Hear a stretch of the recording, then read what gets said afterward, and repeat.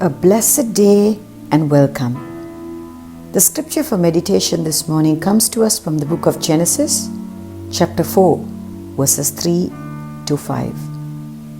And in the process of time, it came to pass that Cain brought an offering of the fruit of the ground to the Lord. Abel also brought of the firstborn of his flock and of their fat. And the Lord respected Abel and his offering, but he did not respect Cain and his offering. And Cain was very angry, and his countenance fell. Both Cain and Abel were the children of Adam and Eve, and each of them had a relationship with the Lord. Both brothers brought him offerings from their respective areas of work. Cain brought crops from the ground, which he worked as a farmer, while Abel, a keeper of the sheep, brought fat portions from a slaughtered firstborn lamb.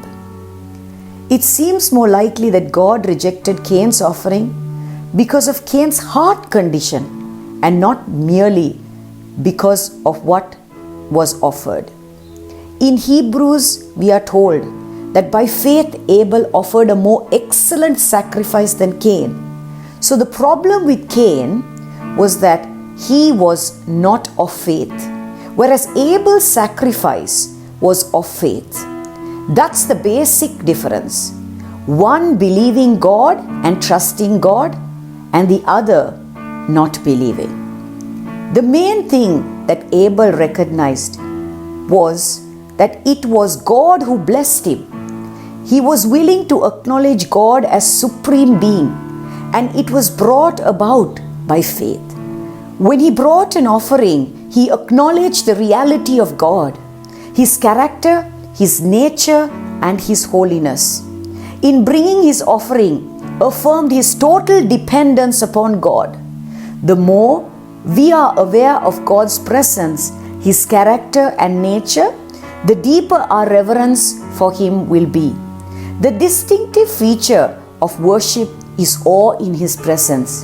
Unless we recognize what God has done for us rather than what he can do for us, we begin to capture the true essence of worship. If we do not possess this reverence, we are not worshiping God. We are no different than Cain, bringing the minimum and our lives for ourselves. We need to acknowledge the existence of the Almighty, though we do not see him. We must acknowledge his authority and presence. When we truly believe that God exists, understanding who we are in the light of who he is, true worship flows from a grateful heart, and this is what pleases God. From today onwards, let's offer unto God sacrifices that please him and not mere tradition or routine.